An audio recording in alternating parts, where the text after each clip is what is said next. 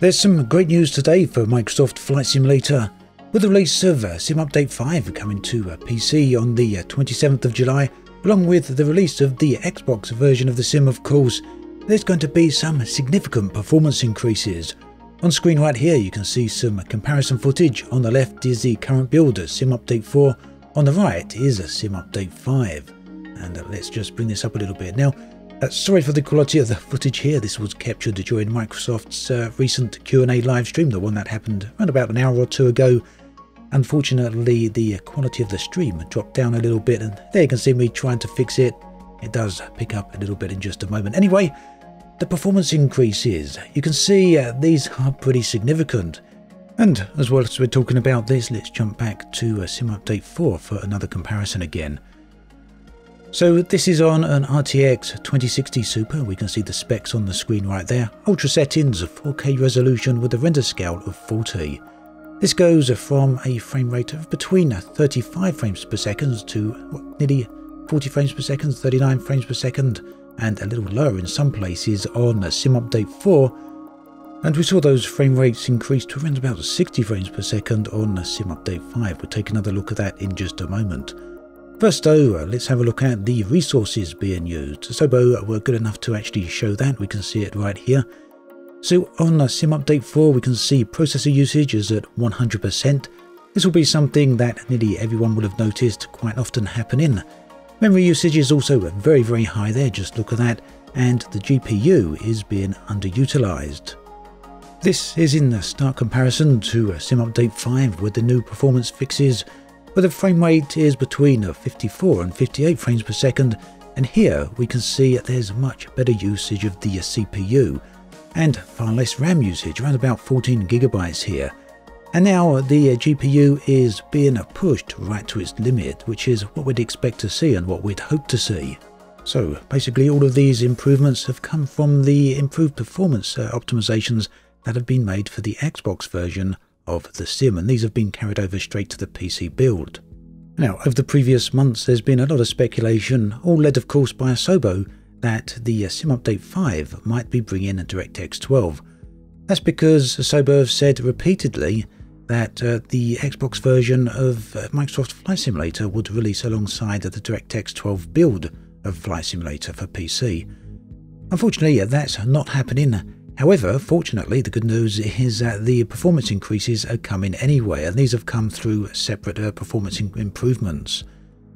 So basically what's happening here is that the Xbox version of Microsoft Flight Simulator will be running on DirectX 12, whilst the PC version will continue to run on DirectX 11 for a little while longer. Now the DirectX 12 version will have some improved visuals of course, including ray tracing. So these will be on the Xbox build, and they will eventually be coming to the PC as well. Now, whether or not DirectX 12 will bring further improvements to the PC is an open question. Asobo, I think I got the impression really from them that they don't think there will be much improvement there, but there may be some. But in a way, that's kind of beside the point, because it seems already that Sim Update 5 is going to be bringing some significant improvements anyway.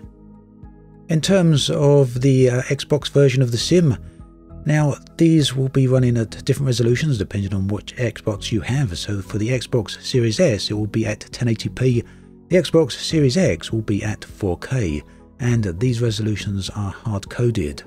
However, they would of course adapt to whatever display that you're actually using. Now in terms of performance, it seems that both the S and X series have the same performance, just different resolutions. These will be at around about 30 frames per second in built-up areas, so when flying over cities, but could reach as high as 60 frames a second in the less dense areas. So in case you're wondering how Asobo have achieved all this, they went to great lengths right at the start of the stream to explain that nothing has been dumbed down, nothing has been reduced in terms of graphical quality.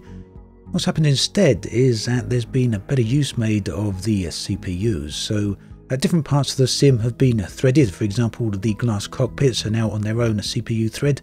There's also other elements that have been threaded to different areas of the CPU, and of course the sim is now making a much better use of memory.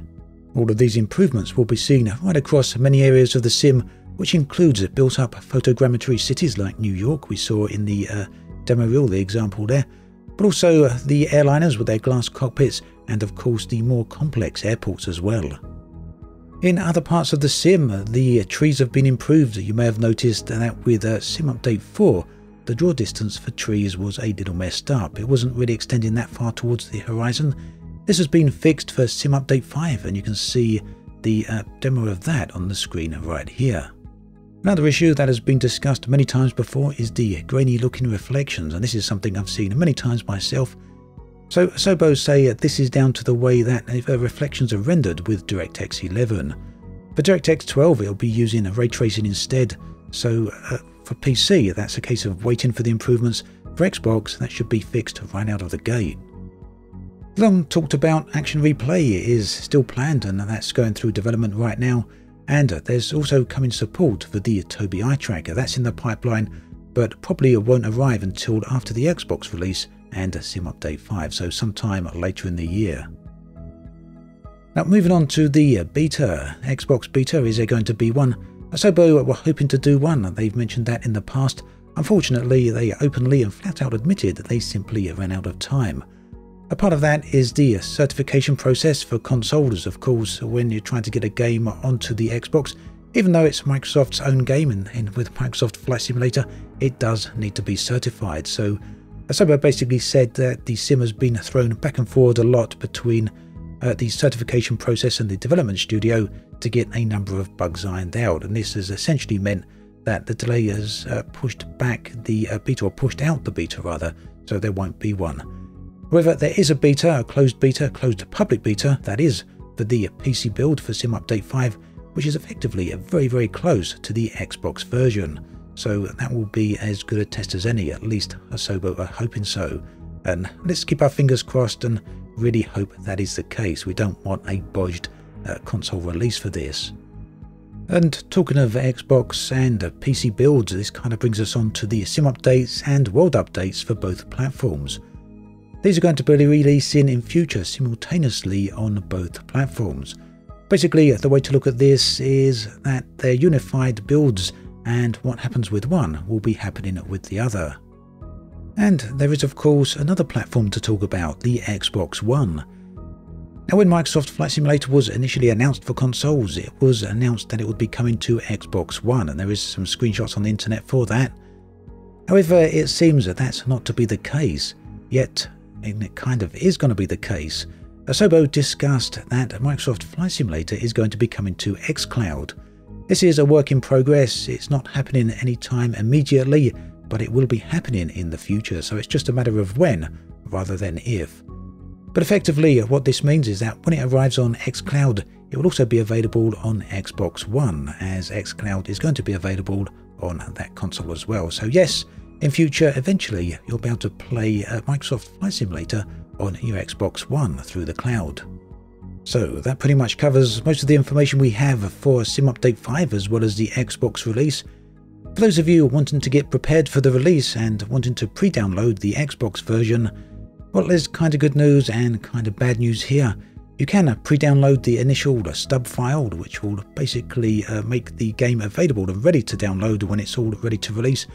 However, the full build won't be available. That's probably going to be quite significant until the day of release, and that's very simply because Sim Update 5 for the PC and the Xbox version are essentially coming from the same location, so once one starts downloading, the other will be, so they can't push out the Xbox version until they're ready to push out the Sim Update 5 for PC. Unfortunately then, that means that the pre-download won't really be able to happen. We'll have to just wait for release.